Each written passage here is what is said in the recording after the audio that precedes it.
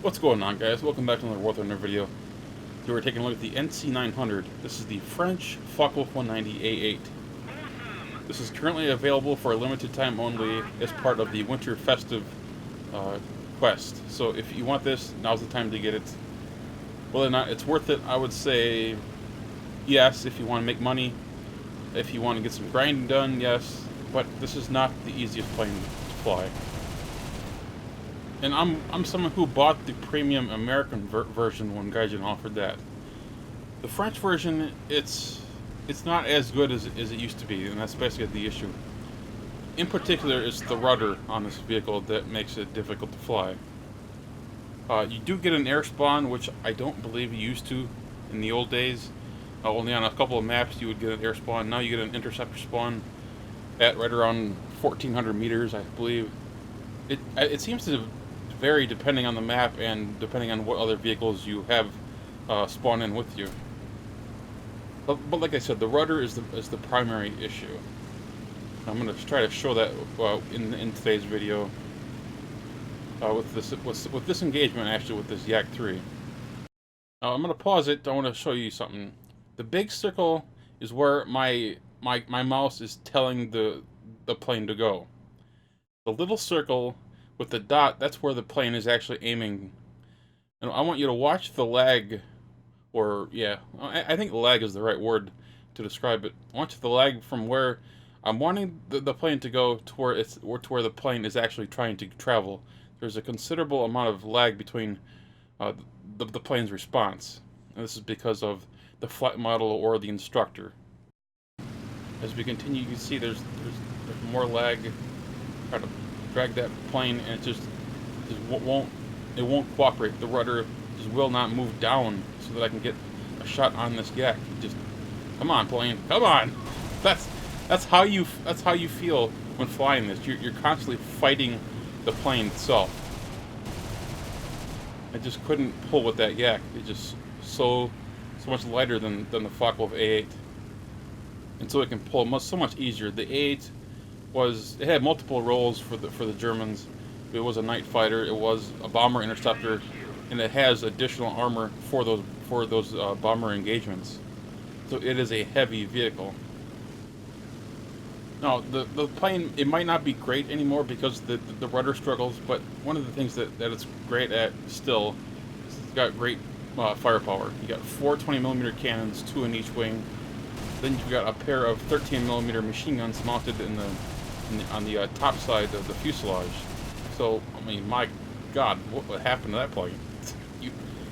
You have almost an unlimited amount of ammunition, so you can spray like that and not worry about it. And that plane, it looked like I ammo-racked a tank. I mean, that's the kind of explosion that I was able to get out of that plane. It's remarkable.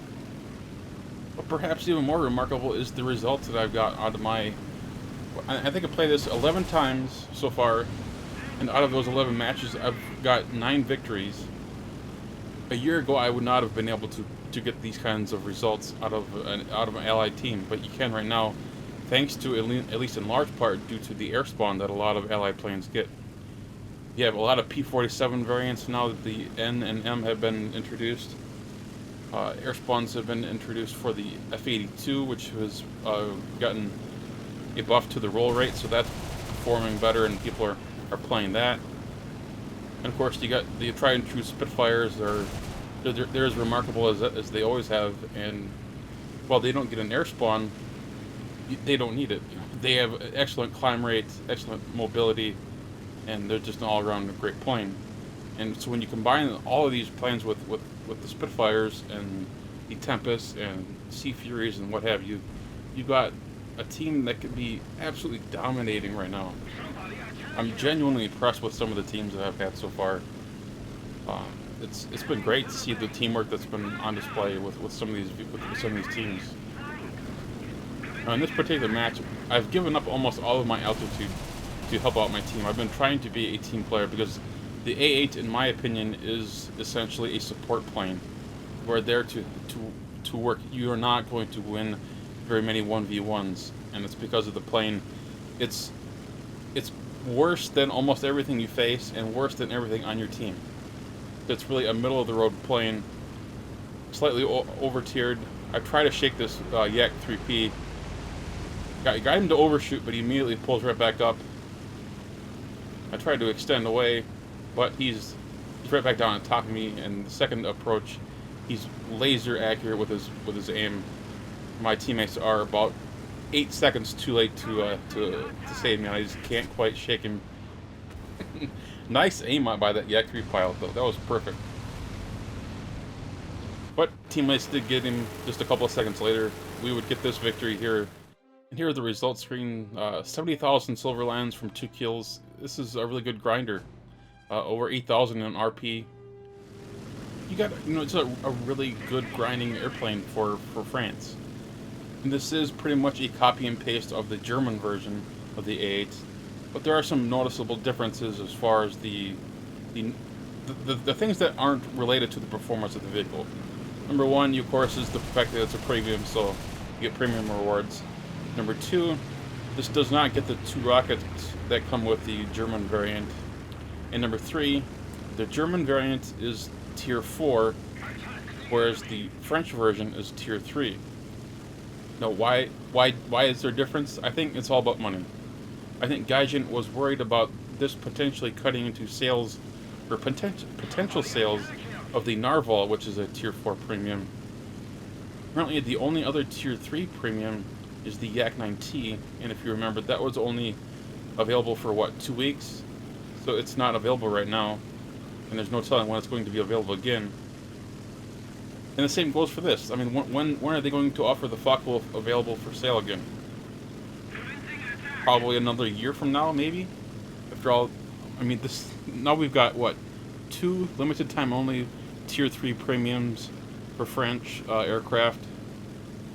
So this doesn't really leave aspiring French pilots very many options as far as as far as grinding machines go, as far as premium aircraft go. You've either got the Yak 9T or this, both of which are limited time only. Then you've got the Narval, which is certainly good now that it gets an air spawn, but it's not the easiest plane to fly either. I actually like this plane. It's not great, but it's great for engaging people who feel like they can take you on, because they're also in the Focke-Wulf Anton series, and you saw what happened to him. Of course, he says.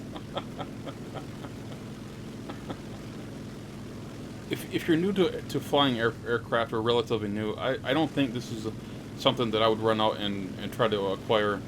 But if you're willing to learn, this is definitely a dangerous plane to have. And if you're more of an arcade pilot, this is a very good plane in arcade. Great for head-ons, great for bomber hunting, which has a lot. There are a lot of bombers at. This is what, 5.3 in arcade right now. There are a lot of bombers at that BR, and so you can acquire yourself a lot of bomber kills.